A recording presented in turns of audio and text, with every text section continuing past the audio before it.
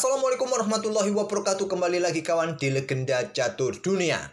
Kita lanjut lagi permainan Magnus Carlsen versus Alireza Firoza di babak Grand Final turnamen online Champion Chess Tour seri pertama Chess Apple Master 2024. Sudah kita tahu Magnus Carlsen keluar sebagai pemenangnya kawan. Sudah tidak ada obat kalau melawan Magnus Carlsen di event-event turnamen apalagi online kawan. Tapi sebetulnya online juga ketat kawan, banyak sekali pecatur-pecatur hebat di permainan online, apalagi dalam permainan cepat seperti Rapid ataupun Blitz. Tapi nyatanya beberapa tahun terakhir ini kawan, Champion Chess Tour ini didominasi oleh Magnus Carlsen.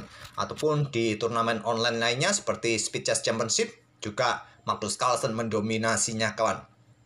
Paling tidak Magnus Carlsen ini berada di final kawan. Apakah jadi juaranya ataukah menjadi runner up-nya? Nah, kita tahu di seri pertama 2024 ini gelar pertama didapat oleh Magnus Carlsen lewat Chess Apple Master, mengalahkan Alireza Firoza di babak tambahan Grand Final Reset.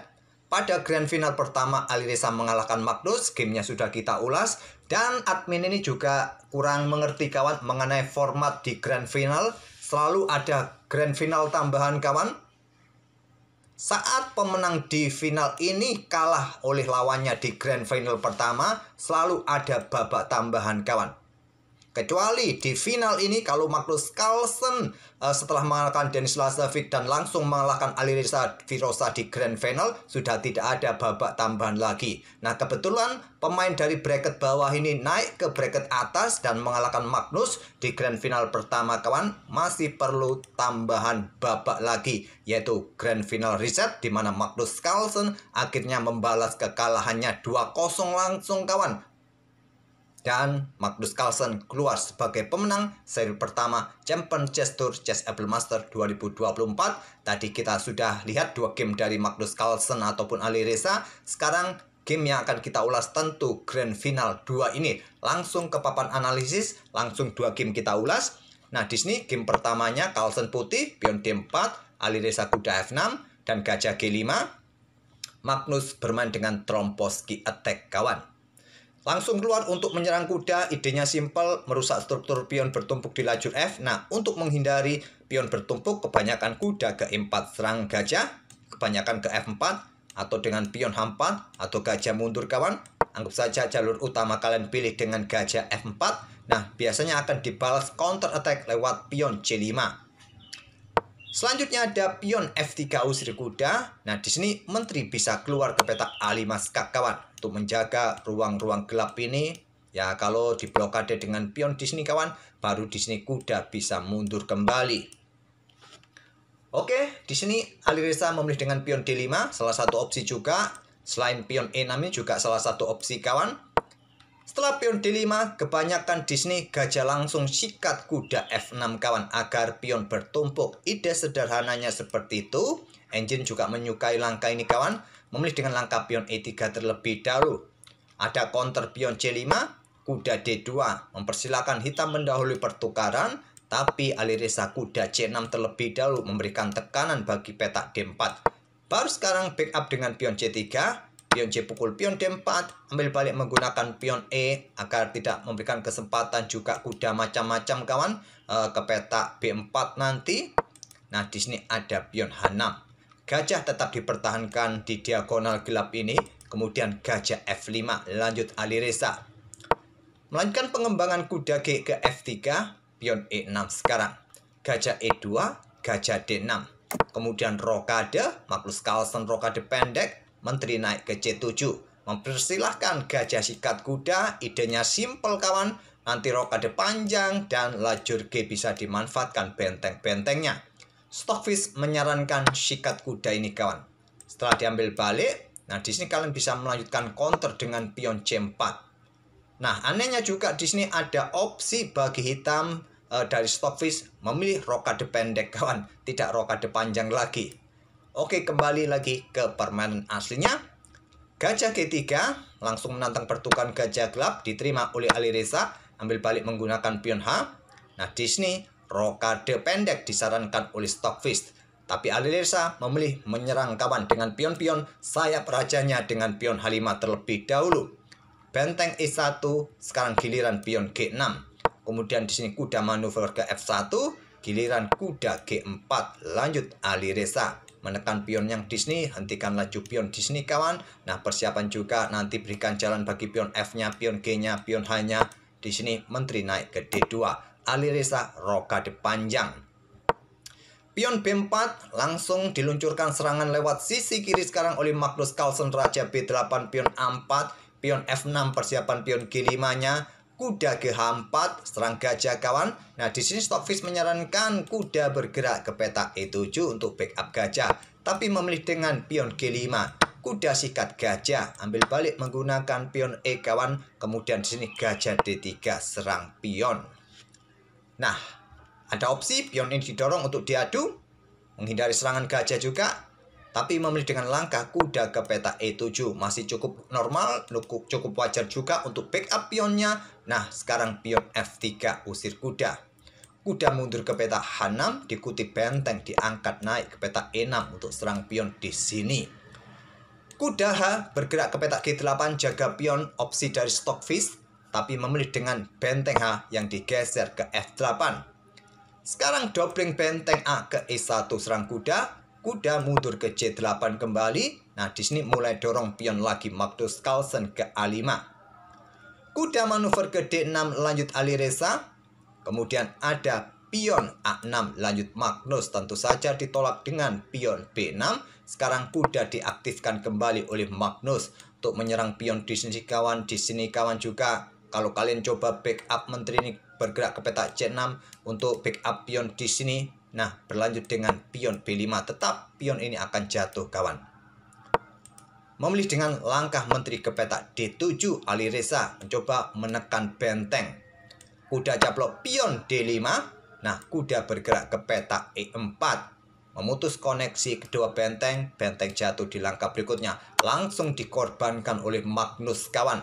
Ambil pion B6 skak, ambil oleh pion. Kemudian pion ambil kuda. Temponya juga untuk backup kuda di sini diikuti dengan raja bergerak ke A7 untuk backup pionnya kawan.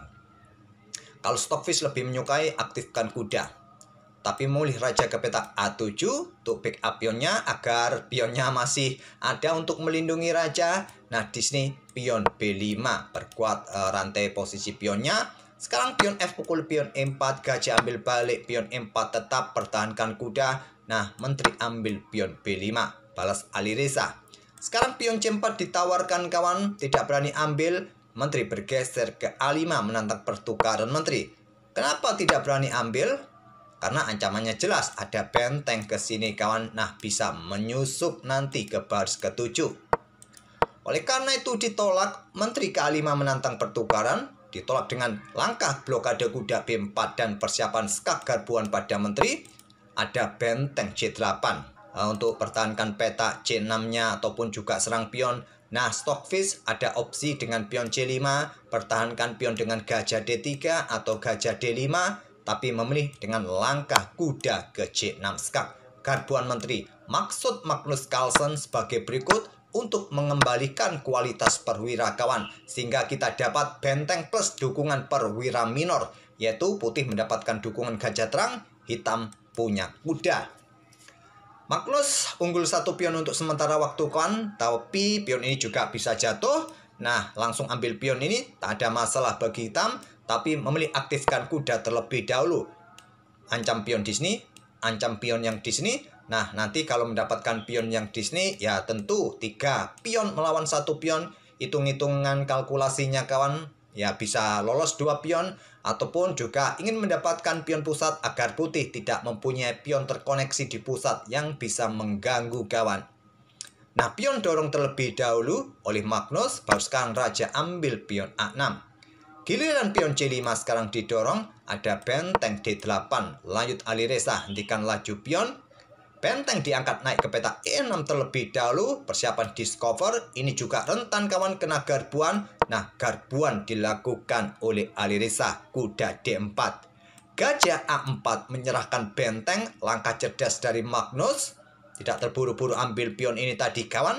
Apa maksud Magnus kawan dengan korban benteng di sini? Coba lihat. Ruang terang ini dijaga oleh gajah.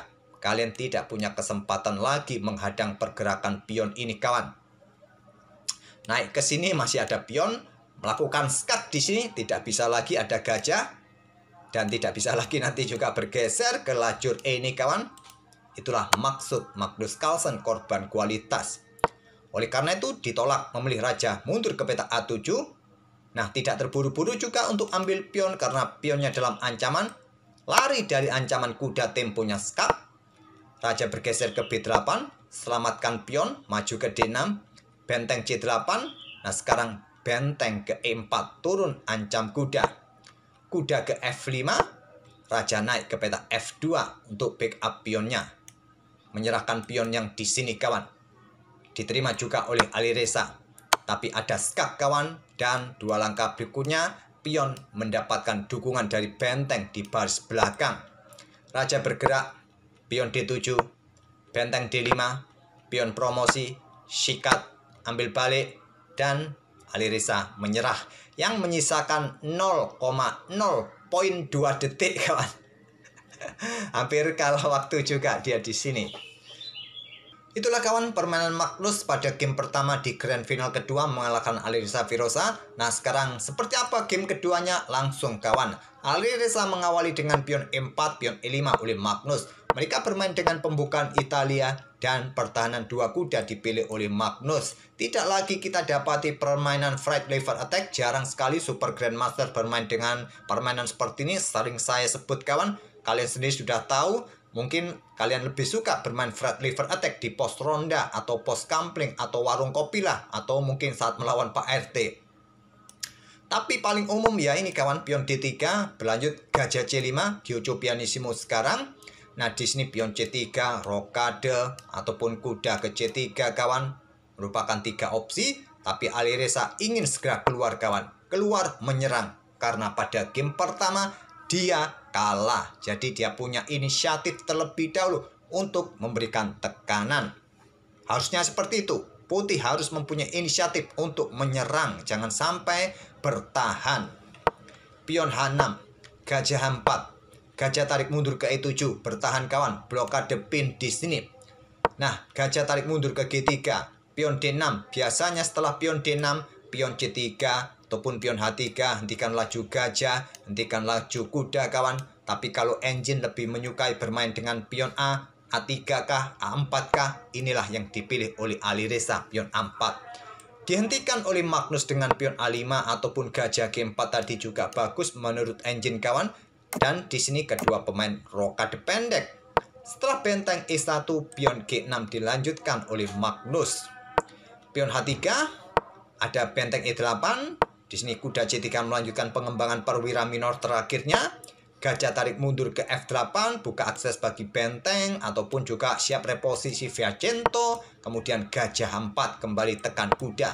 Gajah G7, kuda ke pusat menantang pertukaran, kawan, tentu jatuh menteri kalau dibuka. Di sini gajah ke peta E6 berlanjut dengan pion C3 oleh Alireza. Tidak terburu-buru melakukan pertukaran, percuma juga. Peta F6 ini masih cukup kuat, kawan, kurang dukungan. Nah, Magnus Carlsen menukarkan gajah terangnya, sikat kuda yang sangat mengganggu di pusat. Ambil balik oleh gajah. Masih belum berani ambil gajah, kawan, tentu saja. Baru di langkah berikutnya akan berani ambil gajah. Karena pion G5 blokade, kawan. Nah, gajah memilih sikat kuda C6 untuk merusak struktur pion Magnus Carlsen. Setelah itu selamatkan gajah gelap mundur ke G3. Carlsen langsung memilih mengeluarkan bentengnya untuk menyerang pion. Ada menteri C2. Kemudian kuda H5 lanjut Magnus Carlsen. Di sini gajah dipertahankan mundur ke H2. Kuda ke F4 lanjut Magnus. Nah, posisi kuda ini cukup nyaman, kawan. Ini juga bikin repot bagi pion-pion putih. Serba salah. Kalau disikat, nanti pion akan mengganggu posisi peta ruang-ruang gelap ini, kawan. Ataupun jika pion ini dorong, ya pion ini jatuh. Ya, sudah dilema kalau sudah ada kuda di peta F4 ini. Tapi engine menilai posisi putih di sini masih lebih baik ketimbang hitam. Alireza memilih dobrak peta pusat dengan pion D4. Menteri keluar ke peta F6, lanjut Magnus. Pion D pukul pion E5, pion D ambil balik pion E5.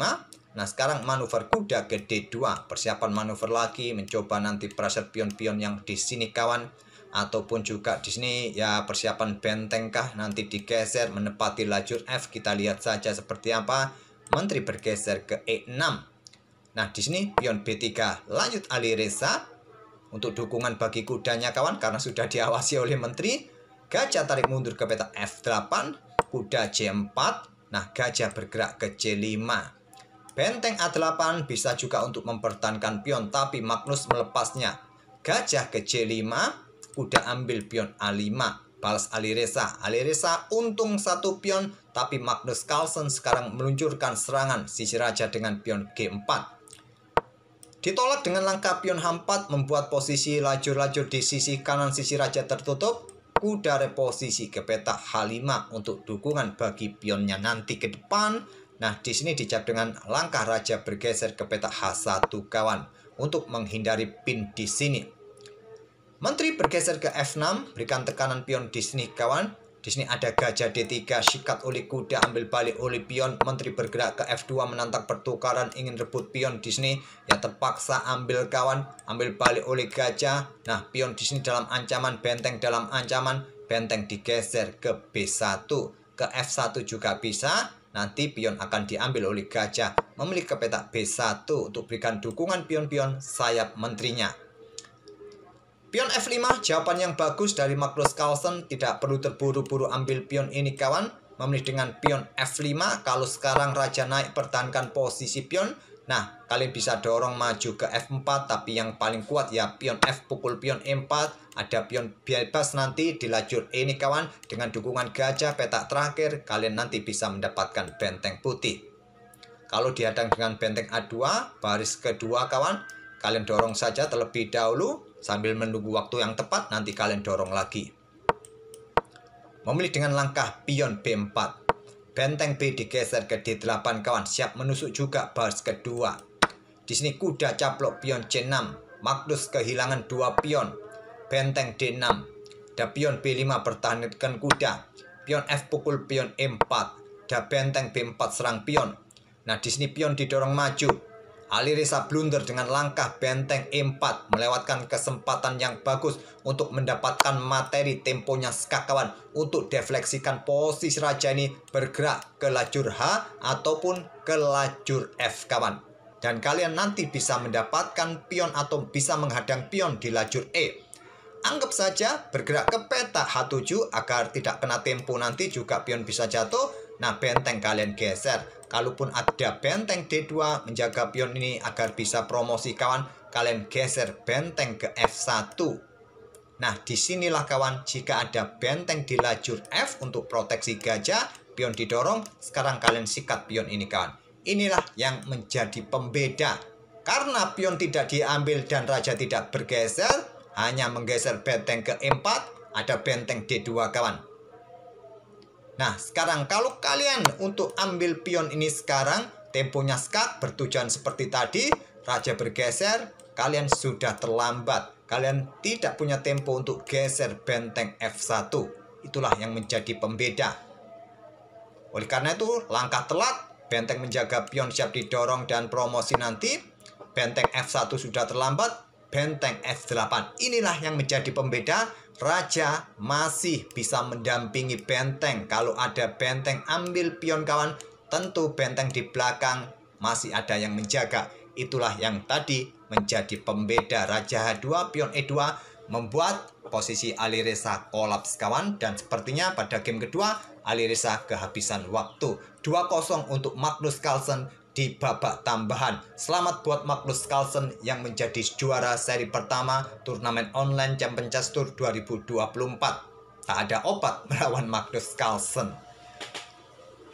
Gimana caranya mengalahkan Magnus Carlsen kawan? Repot juga kalau tidak ada Magnus Carlsen, turnamen juga tidak akan panas, tidak akan seru. Kalau ada Magnus Carlsen, yang lain nggak kebagian jatah juara. Semoga permainan dari kedua pemain bisa menghibur kalian kawan, dan kita akan bertemu di video-video berikutnya. Ya silakan bagikan kawan yang ingin request kawan. Kita akan coba sajikan beberapa game requestan kawan-kawan ataupun game engine sambil menunggu event berikutnya. Terima kasih, kita akan bertemu di video berikutnya. Wassalamualaikum warahmatullahi wabarakatuh.